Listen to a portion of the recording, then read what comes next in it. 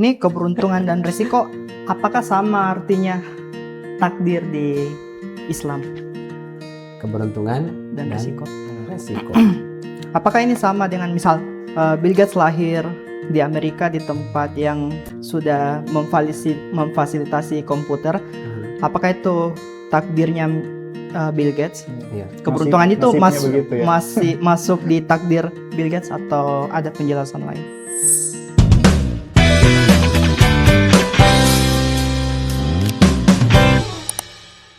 Di bab kedua ini judulnya keberuntungan dan risiko atau luck and risk. Ya. Di subjudulnya ada yang sebagus atau sejelek kelihatannya. Ya, jadi di bab 2 ini kalau sekilas yang saya sempat baca ya bahwa soal pengambilan keputusan, soal bagaimana orang menentukan pilihan-pilihannya ketika mengeluarkan atau membelanjakan uangnya. Di situ ada faktor-faktor resiko dan keberuntungan yang menurut penulis ini mungkin masih belum bisa dijelaskan ya. masih memberikan sebuah tanda tanya bahwa semacam ada hal yang random ya, kalau di random bisa saja orang mendapatkan keberuntungan dan risiko pada dengan presentasi yang bisa terjadi pada siapa saja begitu, dengan peluang yang yang namanya risiko bisa datang 100% begitu tanpa bisa diprediksi mungkin ya, dan juga keberuntungan. Nah, jadi kayak judi kalau seperti itu. Nah, apakah faktualnya seperti itu, dan apakah menurut keyakinan kita sebagai seorang muslim tentunya, karena di Khair Project ini kita menggunakan satu pendekatan atau perspektif yang jelas ya, yaitu dengan perspektif Islam. Nah, maka di bab 2 ini juga kita akan melihatnya dari perspektif itu. Apakah memang faktor keberuntungan dan resiko itu terjadi secara random begitu ada dengan sendirinya bisa terjadi pada siapa saja tanpa bisa berbuat apa-apa. Nah, kira-kira seperti itu untuk pengantar saya. Nah, untuk pembahasan lebih lanjutnya langsung saya serahkan kepada siapa ini? Kari saja. Kari. Nanti secara faktualnya mungkin akan dikomparasikan ya, dibandingkan dengan fakta yang terjadi dengan apa yang tertulis dalam buku ini. Silakan Kari, apa yang menarik dari bab 2 ini? Oke. Terima kasih Kak atas kesempatannya. Jadi yang pertama pada bab yang kedua ini Morgan Housel itu menulis pada bab keberuntungan dan risiko, kalimat pertamanya seperti ini. Keberuntungan dan risiko adalah saudara kandung. Keduanya adalah realitas bahwa semua hasil dalam hidup dipengaruhi kekuatan-kekuatan selain usaha pribadi. Jadi Morgan Housel itu berbicara soal realitas yang dia hadapi dalam kehidupan dan dia amati juga terjadi pada orang-orang. Jadi dia mengatakan bahwa semua hasil dipengaruhi oleh kekuatan-kekuatan selain dari usaha pribadi ternyata. Berarti ada sesuatu di luar manusia. Ada sesuatu di luar dari ikhtiar manusia, Ikhtiar gitu manusia. kan. Jadi boleh jadi misalnya si A melakukan usaha untuk menghasilkan 100 gitu kan. Si B juga melakukan usaha untuk menghasilkan 100. Effort yang mereka keluarkan sama-sama misalnya 95 ya. Akan tetapi si A hasilnya mungkin saja 100 atau 90 misalnya, sedangkan si B hasilnya malah 40. Nah, padahal effortnya sama. Kok bisa gitu kan? Nah, jadi ini realitas yang memang terjadi di sekitar kita, fakta-fakta yang terjadi. Orang yang belajar kok sama-sama belajar, kok hasilnya bisa berbeda. Orang yang menjadi anak dari orang tua, kok kesuksesannya beda-beda, gitu kan? Nah, sama-sama berjuang ikut tes, kok hasilnya beda-beda, gitu kan? Sama-sama bekerja, kok rezekinya beda-beda. Nah, ternyata memang kalau dalam Islam ini sudah terjawab sejak 1400 tahun yang lalu. Nah, maka kita temukan misalnya dalam sebuah kitab karya seorang ulama terkemuka namanya Syekh Taqiyuddin An-Nabhani. Beliau menjelaskan di kitabnya, salah satu di antara kitabnya, bahwa manusia itu sebenarnya dia hidup pada dua area. Yang pertama areal yang dia kuasai, dan di sini ranahnya ikhtiar. Di sinilah ranahnya usaha. Dan yang kedua adalah areal yang menguasainya. Nah, di sini areal yang di luar dari kekuasaan kita gitu. Di sini berbicara bagaimana alam bekerja, kita tidak bisa mengintervensinya. Dan siapa yang mengatur alam tersebut? Gitu kan? Dan di sini akhirnya kita bisa melihat contoh-contoh. Misalnya tentang Bill Gates, gitu kan? Dan kemudian Paul Allen, ya, yang kemudian berteman. Nah, di sini ada kisah Bill Dowell adalah seorang pilot angkatan laut pada Perang Dunia II yang kemudian menjadi guru matematika dan sains di SMA. Dia percaya bahwa belajar dari buku itu tidak cukup, tetapi murid-murid itu harus belajar komputer gitu secara langsung. Nah, makanya Dowell ini sebagai guru dari Bill Gates dan Paul Allen, dia mengajukan permintaan kepada Lakeside School Mothers Club untuk menggunakan hasil acara obral tahunannya sekitar $3.000 atau 45 juta menyewa satu komputer teletype model 30 yang disambungkan ke terminal mainframe General Electric untuk berbagi waktu komputer. Artinya Bill Gates itu dan temannya punya akses pada tahun itu, ya. Di sini tidak disebutkan tahun berapa ya. Oh ya, pada 1968. Ya, 1968. Untuk kemudian mengakses komputer yang dimana pada saat itu komputer itu sangat-sangat menjadi barang yang langka. Tapi ada dari sekian, di sini dikatakan sekitar 18 juta orang hidup di Amerika, gitu kan? Ada 270.000 hidup di negara bagian Washington. Ada sedikitnya di atas 100.000 hidup di area Seattle. Dan hanya 300 yang bersekolah di Lakeside School. Di antara 300 yang sekolah, ada 2 orang yang mengakses komputer itu secara antusias. Jadi gitu kan. filternya itu sudah dari ratusan juta ke dari orang kemudian 303 juta orang yang masuk di sekolah menengah atas dan 18 juta yang hidup di Amerika. Dan cuma 2 yang Cuma 2 orang yang kemudian bisa mengakses komputer pada waktu itu. Kita kenal siapa sih yang tidak kenal dengan tokoh di balik Microsoft ya. Misalnya Bill Gates dan Paul Allen ya. Nah, itu kemudian yang kita bisa pelajari bahwa ternyata ada faktor-faktor keberuntungan di situ. Kenapa dia bisa dapat sedangkan orang lain tidak? Ada 301 juta orang yang lain yang tidak dapat ya. Yang tidak dapat. Nah, sedangkan ada namanya Ken Evans. Dia adalah teman baik di sekolah tersebut dengan Bill Gates dan Paul Allen. Dan Evans ini anak yang terpintar di kelas menurut Bill Gates, gitu kan? Nah, jadi dia punya otak bisnis dan ambisi ya. Nah, yang luar biasa. Tapi apa yang terjadi? Ken Evans ini sahabat dari Bill Gates dan Paul Allen itu meninggal dunia di usia muda ketika dia sedang naik gunung sebelum lulus SMA. Itu tidak ada tanda-tandanya sebelumnya. Biasanya orang ini 40 hari lagi kayaknya sudah. Iya, padahal kalau berbicara andai kata misalnya ya, dalam tanda kutip dia masih hidup, berarti dia salah satu dari mungkin founder C-levels dari Microsoft ini. Ya, petinggi ya, komisaris atau apapun itu, pemegang saham terbesar dari Microsoft misalnya. Nah, jadi tiap tahun ada 3 lusin kematian orang yang naik gunung di Amerika Serikat. Peluang tewas di gunung ketika masih SMA kira-kira 1:1 juta. Sangat kecil. Sangat kecil. Dan Ken Evans itu meninggal. Padahal dia cerdas, dia ambisius, dia punya otak yang cemerlang dan suka dengan bisnis. Tapi dia berpulang di usia yang sangat muda. Dengan satu resiko yang persentasenya sangat kecil ya. Iya. Jadi di sini dikatakan bahwa keberuntungan dan risiko sama-sama merupakan realitas. Bahwa tiap hasil dalam hidup dipengaruhi kekuatan-kekuatan selain dari upaya individual. Kan kita bisa meninggal kapan saja. Gitu kan?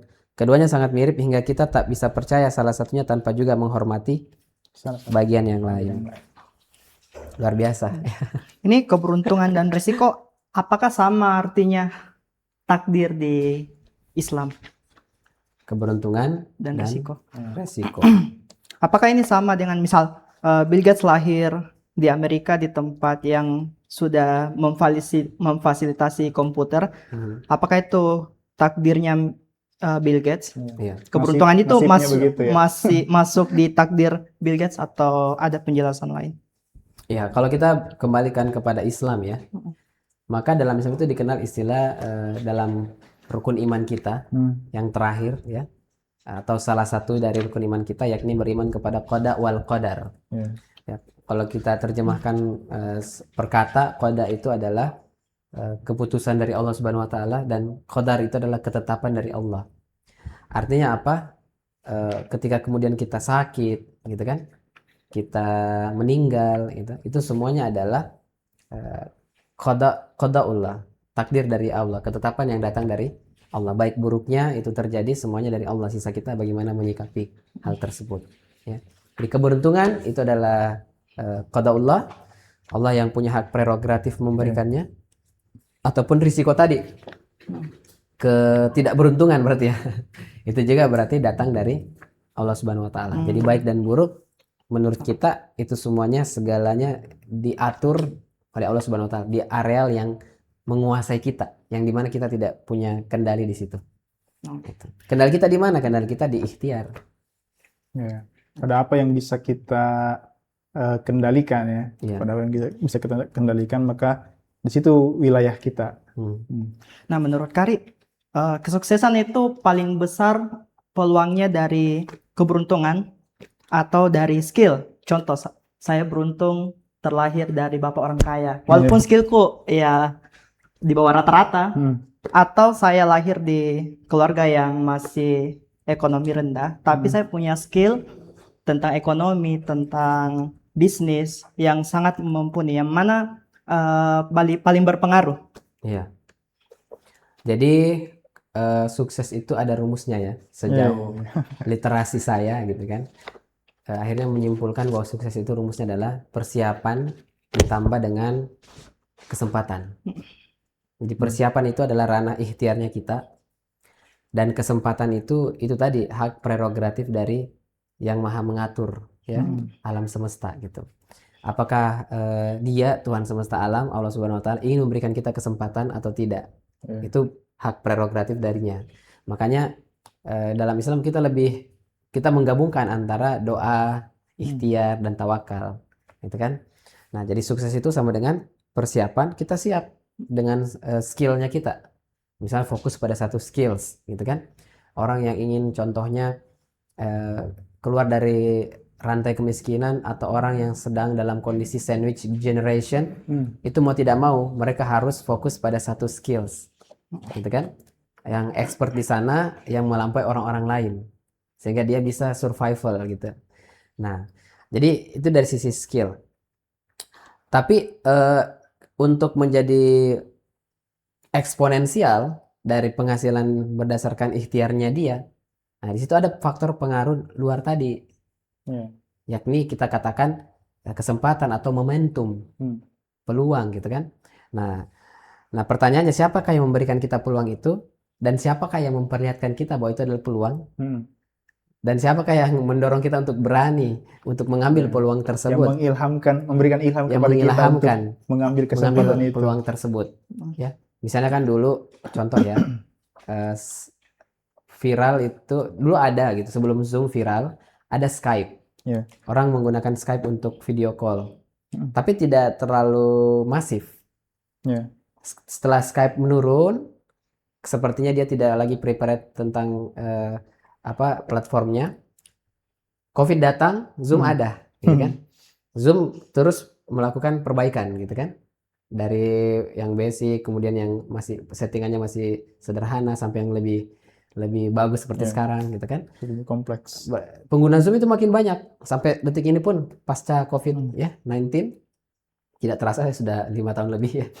Nah, jadi akhirnya kemudian Zoom itu mengalami kesuksesan yang luar biasa, gitu kan?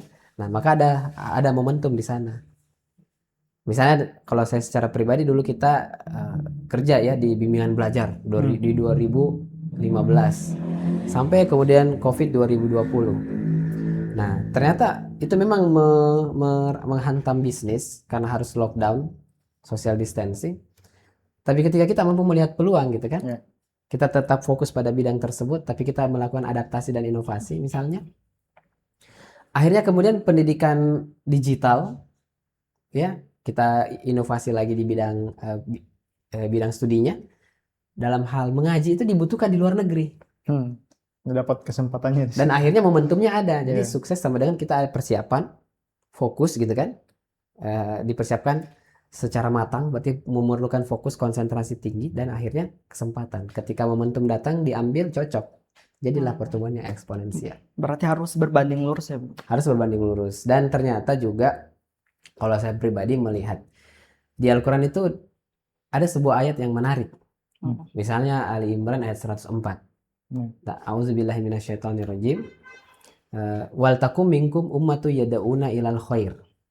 Kata Allah Subhanahu wa taala, dan hendaklah ada di antara kalian sekelompok orang yang menyuruh kepada al khair, kebaikan atau Islam.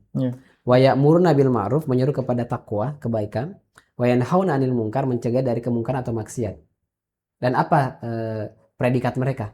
Kata Allah di penutupan ayat ini, wa ulaika humul muflihun. Dan mereka lah termaksud ke dalam golongan orang-orang yang muflih. Muflih ketika kita terjemahkan dalam bahasa Indonesia beruntung. Dalam bahasa Inggris luck. Dalam bahasa Cina, Tiongkok hoki. Ya, dan mereka kan selalu mencari itu, hoki, luck, gimana caranya kan. Nah, kita cukup dengan menyeru kepada yang ma'ruf, mencegah dari yang mungkar. Dan ini disebutkan dalam Al-Qur'an. Pertanyaannya tadi, siapa yang mengatur keberuntungan? Siapa yang mengatur momentum? Siapa yang memberikan kita kesempatan? Yang Maha Pengatur, yakni Allah Subhanahu wa taala. Jadi ketika kita kemudian sudah mengamalkan ini dan kita melakukan persiapan secara individual pada bidang misalnya profesi kita, maka sisa kita berdoa dan terus berikhtiar, bertawakal, nanti akan ada waktunya ketika Tuhan akan mendatangkan momentum tersebut. Kalau saya mau menggunakan tadi ya dari perspektif ayat tadi, dan memang di beberapa ayat Al-Quran itu ada yang menjelaskan soal keberuntungan. Nah, di sini kalau saya melihat ya, kalau pandangan saya bahwa memang Islam atau Al-Quran itu memberikan kita satu sudut pandang yang berbeda dengan cara pandang kapitalis. Apa itu? Di sistem sekarang kan, sistem yang kapitalis sekarang, ketika semuanya diukur berdasarkan uang atau materi. Nah, sedangkan kalau dalam ayat Al-Quran, keberuntungan itu tidak selalu berkaitan dengan perkara materi. Nah, jadi akhirnya kita punya satu standar yang memang berbeda dengan sistem yang berjalan sekarang ketika mengukur atau menakar ini beruntung atau tidak. Kalau dalam Islam itu keberuntungan tidak selalu soal materi. Ya, terus amal itu beruntung. Nah, beruntung itu apa yang menurut Allah itu sebuah keberuntungan. Nah, gitu. Jadi menentukan keberuntungan itu bukan selalu pada perkara urusan materi. Karena kadang misalnya kayak begini, saya beruntung bertemu dengan kakak-kakak sekalian kan, begitu. Bertemunya kita begini, ada silaturahmi, di situ ada pahala, itu keberuntungan. Meskipun mungkin menurut kacamata materialistik, ya, mungkin ini bukan suatu hal yang terlalu keberuntungan, ya. Termasuk juga soal risk ya, atau mungkin bahasa yang lebih sadis soal kesialan gitu. Nah, satu juga mungkin ya kalau dalam pandangan saya ketika bagaimana mengukur, kalau tadi Kak Aswad, apakah ini sebuah takdir? Ya betul ya. Jadi kalau sudah terjadi berarti kan sudah takdir memang ya, sudah ketetapan. Tapi yang membuat kita tidak selalu juga istilahnya, mungkin kalau bahasanya dalam tanda kutip yang menyalahkan takdir, ya seolah-olah kayak ini semua ya sudah ketetapan, kayak gitu. Jadi ada wilayah ikhtiar. Nah, dan di situ memang kadang ada pilihan-pilihan. Kita kayak tadi ya, Allah memberikan kita mengilhamkan kepada kita untuk mengambil sebuah peluang, kesempatan atau tidak. Kan kita juga masih kadang tanda tanya, ini betul-betul peluang atau justru risikonya. Nah, di situ kan ternyata Rasulullah sudah memberikan kita satu cara. Nah, bagaimana itu? Salah satunya misalnya ada sholat istikharah, meminta kepada Allah pilihan-pilihan. Nah, dan di situ ternyata ada tata caranya, bahwa sesuatu yang sesuai syariat kita ambil, kalau sudah sesuai dengan ketetapan hati kita dan kita sudah pasrahkan kepada Allah, nanti Allah sendiri yang akan mengalihkan, ya, memberikan kita kebaikan-kebaikan. Ya, jadi keberuntungan dalam Islam itu tidak selalu soal materi, tapi memang tadi mungkin ya soal kebaikan itu yang tidak bisa diukur dengan tidak selalu bisa diukur dengan ukuran materi. Nah, itu tadi saya pertanyakan karena yang di sistem sekarang yang paling diuntungkan itu orang yang punya banyak materi. Ya, dan yang banyak materi orang beruntung. Beruntung banget tuh, beruntung banget. Padahal banyak juga ya orang yang banyak materinya, tapi kayaknya hidupnya kerasa kerusuk gitu. Banyak yang begitu kan? Ini beruntung atau tidak ya? Jadi kalau saya pribadi melihat keberuntungan itu tidak berdasarkan kacamata kapitalis, tapi ketika Islam atau Allah Subhanahu Wa Taala dalam Al-Quran mengatakan inilah orang yang beruntung, ya pasti ada kebaikan di situ. Ya, pasti ada kebaikan. Dalam ayat lain kan dikatakan apa yang baik menurut Allah. Nah, ya, mungkin saja itu tidak kita senangi, tapi itulah yang terbaik untuk kita. Nah, gitu. Ya. Apakah kita kembali ke bab ini ya? Jadi di sini sebuah fakta ya tentang tadi resiko ada orang yang sudah ajalnya akhirnya menjadi sebuah faktor risk ketika itu tidak bisa disebut resiko ya. Kematian itu bukan resiko sih kalau saya. Kalau dari Karyo gimana? Kematian itu dia lebih kepada takdir gitu kan. Ya, dia itu lebih takdir bukan risk. Jadi beruntung kan dia Morgan Housel itu mengakronimkan antara keberuntungan dengan risk. Dari kalau saya melihat dari buku ini Morgan Housel itu mencoba untuk mengakronimkannya. Jadi artinya keberuntungan itu adalah lawan kata dari risk. Risk itu adalah ketidakberuntungan atau kesialan gitu. Tadi ya. Kesialan. Jadi ternyata dia meninggal dunia gitu kan. Sedangkan temannya panjang umur dan kemudian bisa menjadi C-levels dari Microsoft ya. Kalau berbicara dari sisi perspektif ini. Jadi artinya dia tidak menikmati lebih banyak. Memang kan orang barat tolok ukurnya dunia saja ya. Jadi nilai mereka nilai materi saja atau kemanfaatan saja atau biasa disebut dengan utilitarianisme gitu kan. Nilai kemanfaatan. Sedangkan kalau kita dalam Islam kan nilainya ada 4, bukan cuma 1. Selain nilai materi ada nilai spiritual, ada nilai moral, ada nilai akhlak. Itu kan semua nilai yang ingin kita capai dalam kehidupan yang tujuan akhirnya adalah meraih dari ridho Allah Subhanahu Wa Taala. Kalau bicara keberuntungan, kalau perspektif Islam, kalau saya pribadi mengatakan dia adalah kebahagiaan dunia dan akhirat. Bukan kebahagiaan dunia saja atau bahkan akhirat saja, tapi dua-duanya gitu. Karena kalau diukurnya cuma dunia saja, ya. Tapi di akhiratnya sih. Berarti dia ini mungkin saya tidak meyakini akhirat, gitu betul, kan? Betul. Dan bahkan kalau dia tidak meyakini itu tidak menjadikan akhirat itu tidak ada. Ketika kelak dia akhirnya melihat kenyataan bahwa akhirat itu ada, akhirnya dia berarti masuk risk di sini. Risk di sini kan, ketidakberuntungan. Misalnya dia kafir, dia kemudian berekonomi dengan ekonomi berbasis riba, tentu di pandangan Allah memancing murka Allah. Tentu risknya adalah di akhirat, gitu kan, di neraka. Nah, cuman masalahnya dia tidak memastikan di awal fundamental asas keyakinan hidupnya dari asas sekularistik tadi. Akhirnya kemudian lahirlah cabang-cabang tentang paham bagaimana menjalani hidup yang lebih sekuler seperti itu. Oke, kalau di buku ini Kak ada dijelaskan ya panduan ya, bisa dibilang mungkin semacam panduan.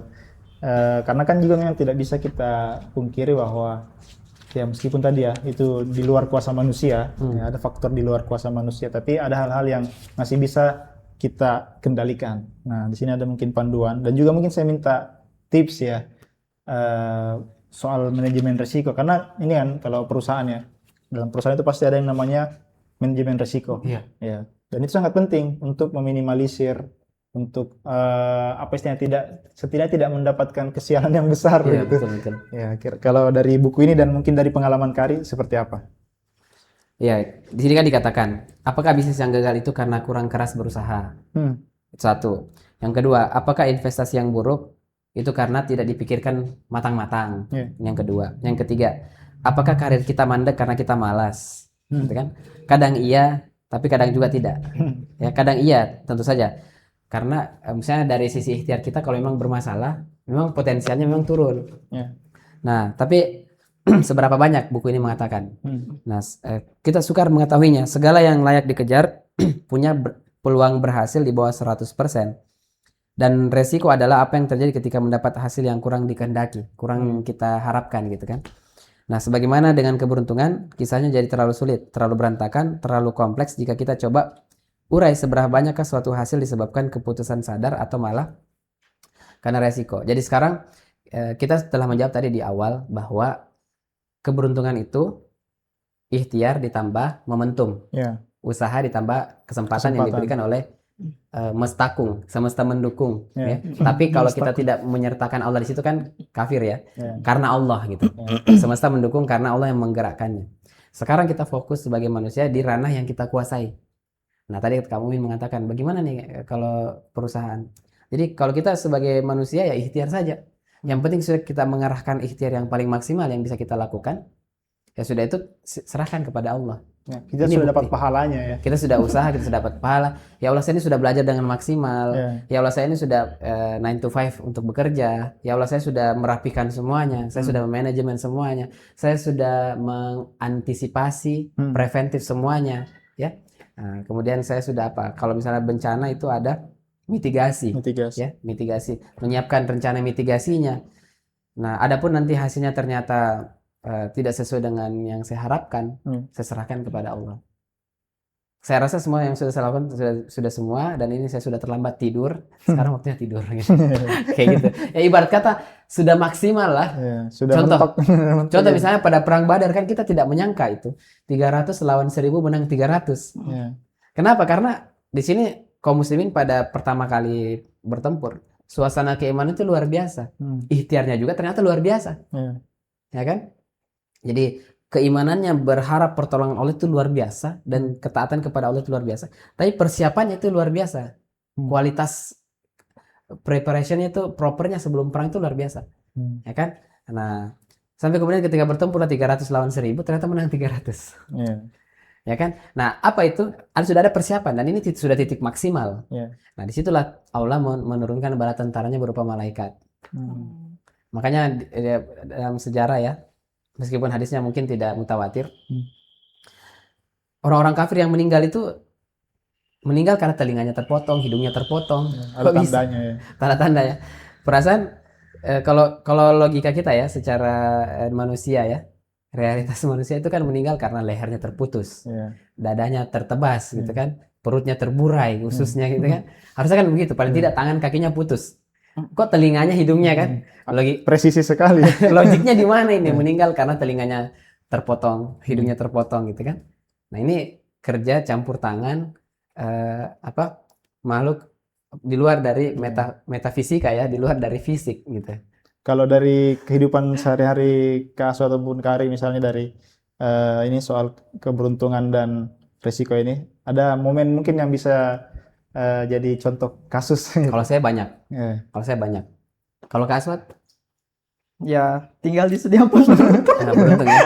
Kalau saya banyak. Masih hidup, untung masih hidup. Saya sejak kecil itu merasa kan sudah 30 tahun hidup ya. Merenungkan kehidupan, ada beberapa hal, titik-titik yang aneh gitu. Satu, dulu orang tua saya cerita, mereka tinggal di BTP di Makassar kan, 10 km dari tempat kita sekarang kurang lebih. Ketika saya pindah ke sini di Sudiang itu nanti sekitar 4 tahun. Sebelum saya lahir orang tua sudah tinggal di sana. Waktu itu kan tingkat keamanan sangat rendah, banyak perampok. Ibu saya cerita, saya dihamilkan 8 bulan. Dalam kondisi kakak berdua ada di rumah, ibu sama 2 tante. Satu-satunya laki-laki dewasa adalah bapak. Rumah dimasuki kurang lebih 5 perampok, dan kemudian tante sudah ada yang sembunyi di WC, ada yang menangis gitu kan. Bapak menghadapi beberapa di luar gitu kan. Dan kondisinya ibu saya sudah duduk di depan lemari, leher sudah hampir digorok gitu. Harusnya saya prematur atau kemudian mungkin ibu saya meninggal. Kenyataannya ibu saya bilang tidak ada harta di sini, padahal ada kan di bawah lipatan baju, tidak ada emas. Dan akhirnya tiba-tiba datang polisi, bapak saya beberapa jahitan di belakang kepala gitu kan. Katanya belasan jahitan gitu kan. Sampai saya SD masih saya lihat bekas jahitannya. Kalau sekarang sudah hilang.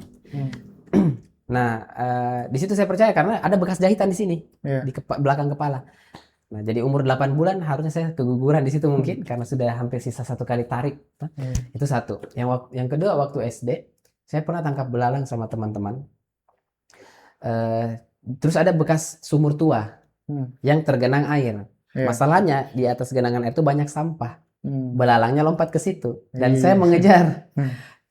Nyemplunglah ke dalam. Tidak, kaki saya tidak sampai, tapi ada ranting kayu yang menahan. Gitu. Dan akhirnya saya teriak ya.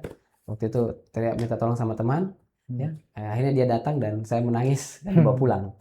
Beberapa kali pernah di atas mobil open cup, hampir tabrak tiang palang untuk batas tinggi maksimal kendaraan, ditarik sama tukang, jadi batal geger otak, gitu kan.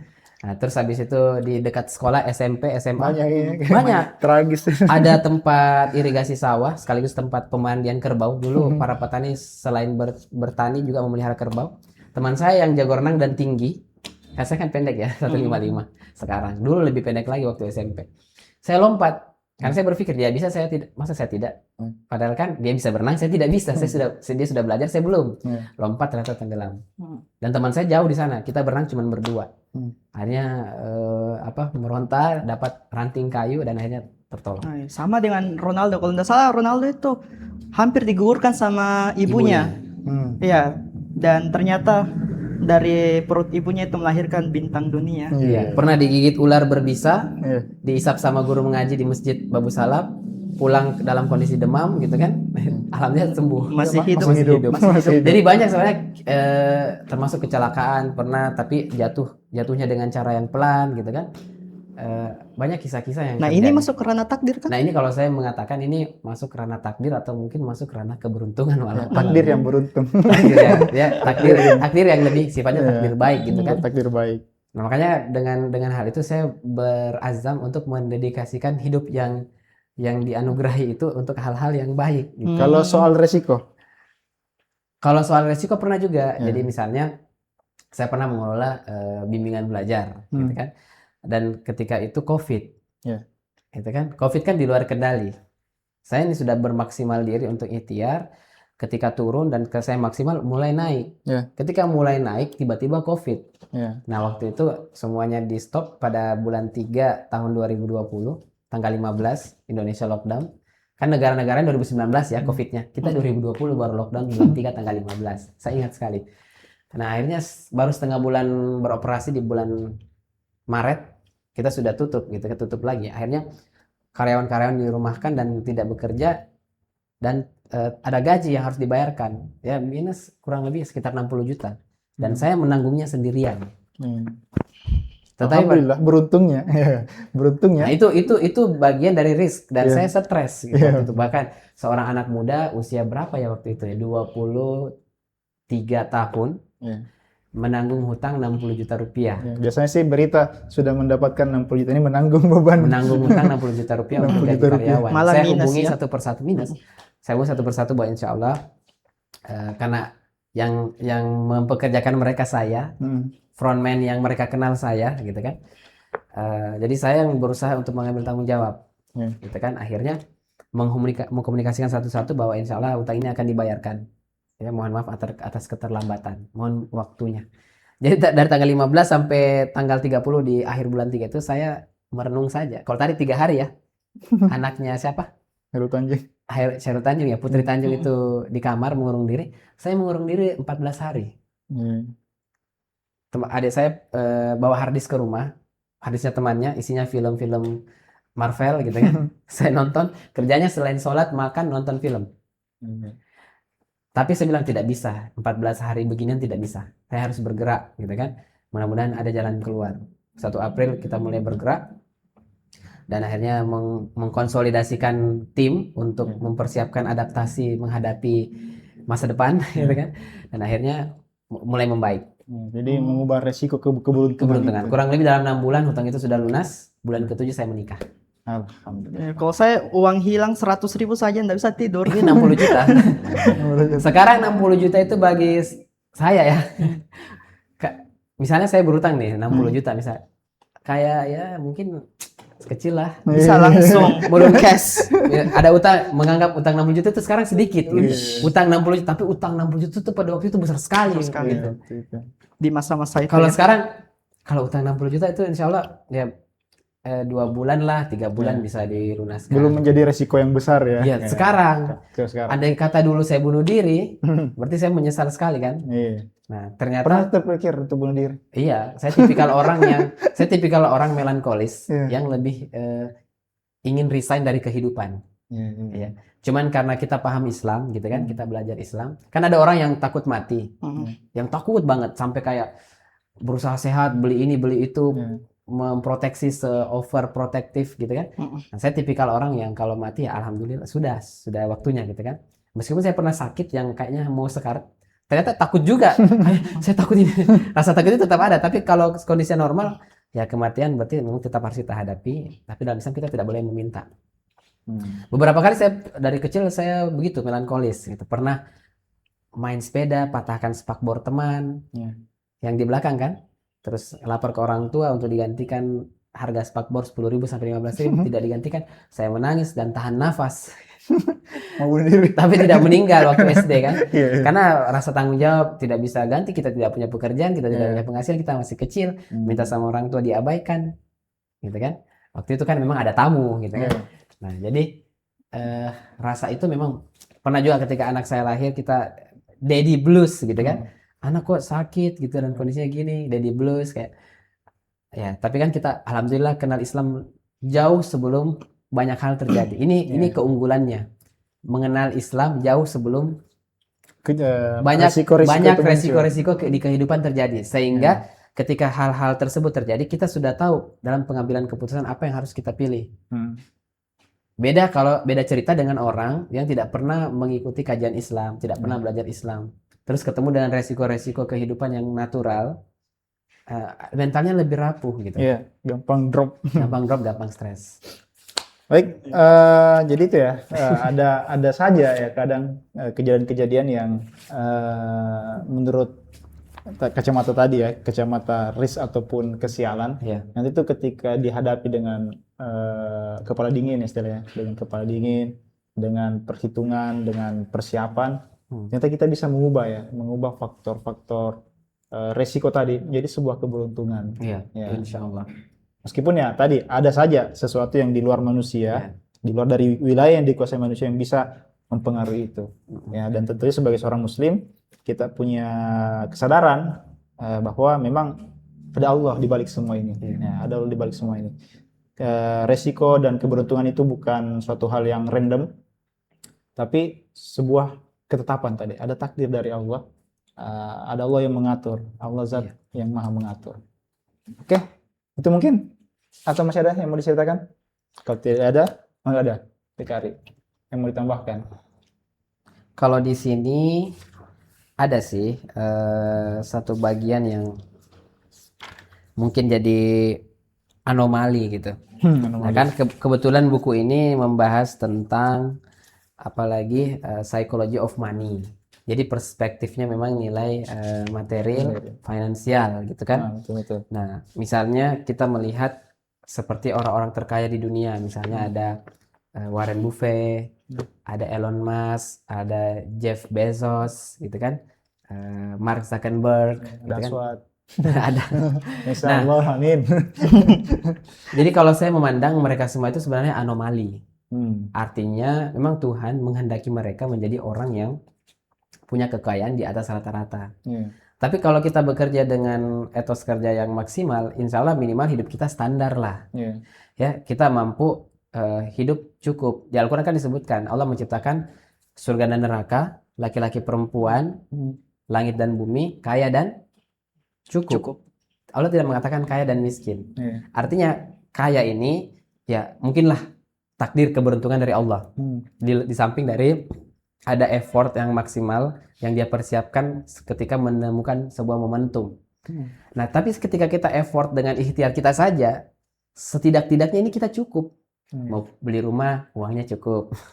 Lagi butuh mobil, uangnya cukup. Lagi butuh motor, uangnya cukup. Punya 3 anak, dananya cukup. Kenapa bisa? Ketika dia sudah memaksimalkan ikhtiarnya. ikhtiarnya sebagai sebuah nanti jalan untuk mencari rezeki seperti itu kan. Kan kita diperintahkan mencari rezeki bukan menghasilkan rezeki. Karena rezeki yang berikan Allah. Dan rezeki itu kan kalau dari perspektif Islam insya Allah sudah clear ya. Apa yang kita makan dan minum, apa yang kita pakai sebagai fasilitas, dan apa yang kita sedekahkan. Artinya saya dulu mencari ilmu bagaimana sih saya memandang kehidupan ini dengan benar dari buku-buku Barat.